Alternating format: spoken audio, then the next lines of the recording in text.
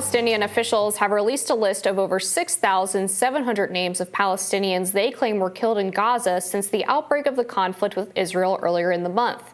This comes after President Biden expressed doubts about the Palestinian death toll, which is provided by Gaza's Ministry of Health, an agency in the Hamas-controlled government. If you missed those comments, let's take a look. In the 18 days since Hamas killed 1,400 Israelis, the Hamas-controlled Gaza Health Ministry says Israeli forces have killed over 6,000 Palestinians, including 2,700 children. You've previously asked Netanyahu to minimize civilian casualties. Do these numbers say to you that he is ignoring that message? What they say to me is I have no notion that the Palestinians are telling the truth about how many people are killed. I'm sure innocents have been killed, and it's the price of waging a war.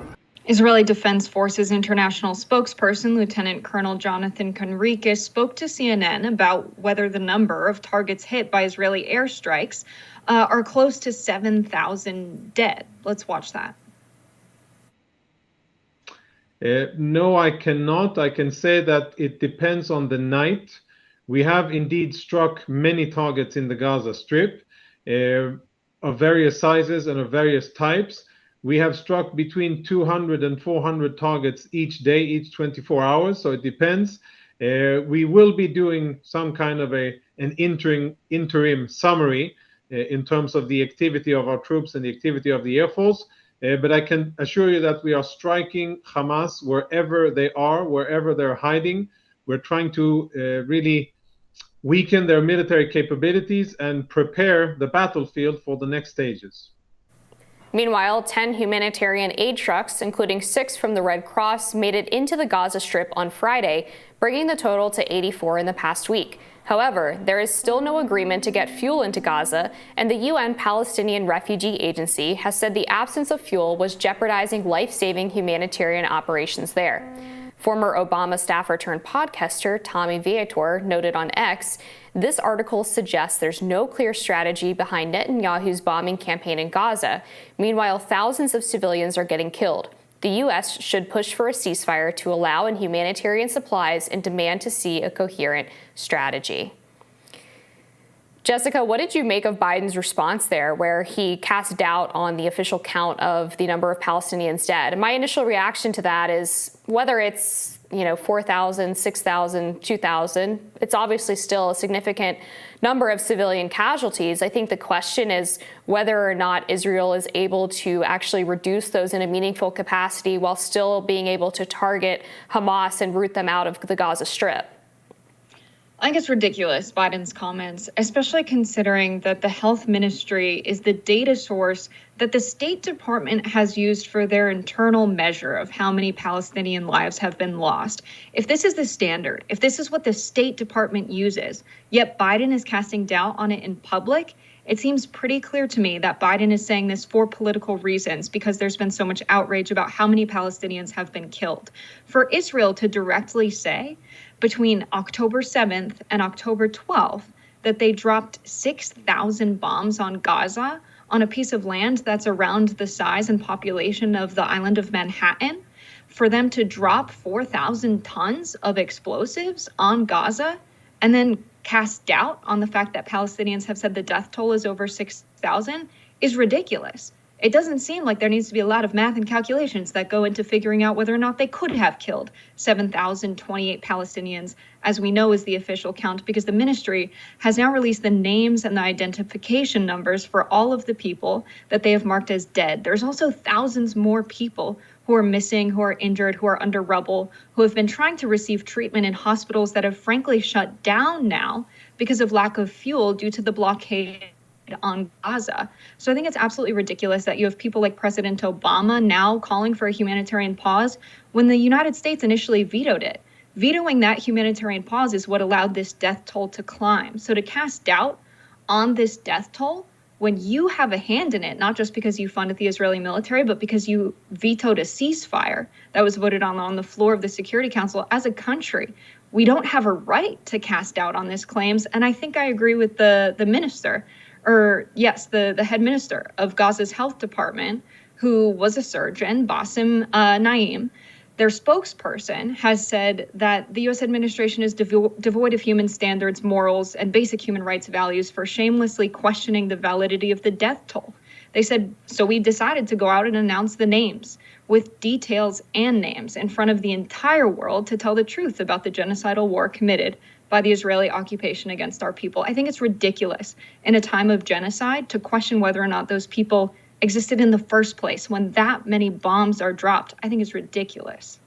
Yeah, I'm kind of less interested in the squabbling over the official death count number and more about the conversation about what Israel's reaction to the attack on October 7th should be. Because I think one of the issues that I have is Hamas carried out this attack, obviously knowing that Israel was going to want to respond. Then as soon as they responded, they didn't like the response and started calling for a ceasefire and crying that they were doing too much. And I think fundamentally, war is messy, brutal, and despicable. Civilian lives are always going to get caught up. And so to me, it's more of a question of, is Israel doing this in a way that sort of inevitably is going to catch civilians up because of the way that Hamas does their operations? Or is there another military strategy that they could use that could root out Hamas without this high level of death? I think it's a really good question. When I think back to Netanyahu funding the creation of Hamas in Palestine, trying to create some instability, I think, in the region so that Israel can continue to occupy more land, I think it's a problem he's kind of created himself. And so when you have 1,400 Israelis killed by Hamas, by a group of people that a lot of folks in Israel understand to be killing them with no reason, when I believe quite strongly that the people in Palestine have no way of fighting back the occupation for the simple fact that they don't have an army, they don't have a military.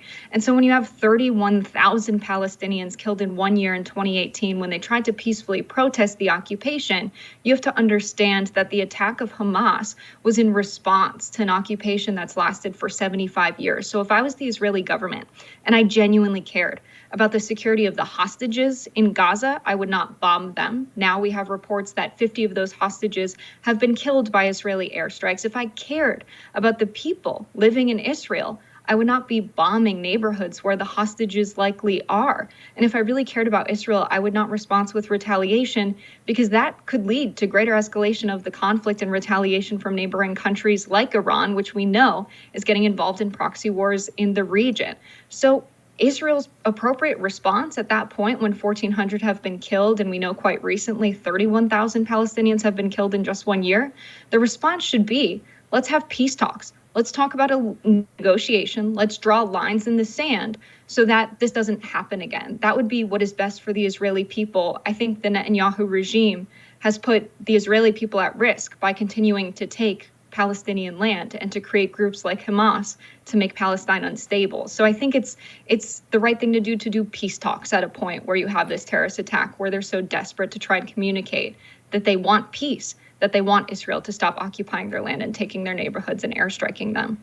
I just feel like this situation is more complicated than saying Palestine has been occupied by Israel for 70 plus years, when the Jewish people are historically displaced people. I mean, you can go back all the way to the 60s and the 70s, and I don't mean the 1960s and 1970s, when the Jews were displaced after the first Jewish-Roman War. So I just feel like this goes back way further than perhaps the Palestinian side wants to admit. So it's a little bit more complicated than just saying that Israel is responsible for this, or that Hamas was only doing this in retaliation for this unfair genocidal occupation. This is something that really goes back thousands of years. I think both people have a legitimate claim to the land there.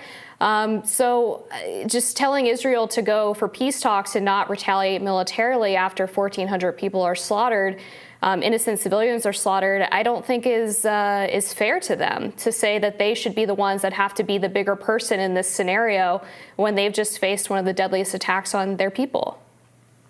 I think if Israel had remained within the land that was claimed by the Nakba in 1948, which was done so quite violently, I think we have to fault European countries for not allowing Jewish people to live peacefully in Europe, and then ultimately, after World War II, deciding to ship them to Israel, which was a piece of land that was claimed by the British Empire. It wasn't even their land to give and make a claim with the United Nations that we need this resolution to have this land be made so that Jewish people can go live there. We should be able to send them there. They should live there peacefully.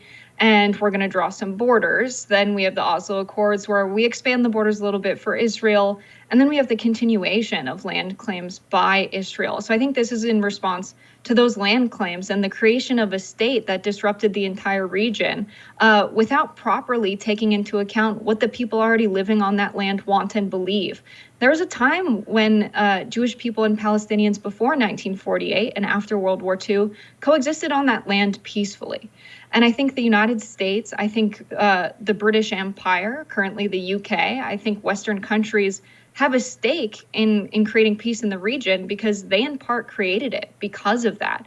And so I think it's true to say that Jewish people should be able to live on this land peacefully. People native to Palestine should be able to live on this land peacefully. The Semites are native to this region. Palestinians are Semites. And I think we really need to have a reckoning with what that can look like without having it be solely the state of Israel. It's very clear. I think Netanyahu wants that one-state solution. And I think from a humanitarian perspective, all people can live there peacefully, and perhaps we need to scrap all of the lines we've drawn in the sand and really recognize that history for what it is, instead of messily drawing the lines after World War II and just accepting this to be the case, briefly dealing it with it in the Oslo Accords, and then just militarily sponsoring the Israeli occupation for so long. It is a more complicated issue than just 1948 to present. It has a lot of colonial roots, and I think the West really needs to reckon with all of those issues in these peace talks that I hope will come after a ceasefire that needs to happen very soon. Yeah, we'll see. It's going to be difficult to convince Israel, considering Hamas has violated pretty much every ceasefire they've ever had in history. But we'll see. I mean, obviously, we always hope for peace in these types of situations, and also hope that the U.S. doesn't get dragged into another world war. Fingers crossed, I guess, but I'm not optimistic. More rising after this.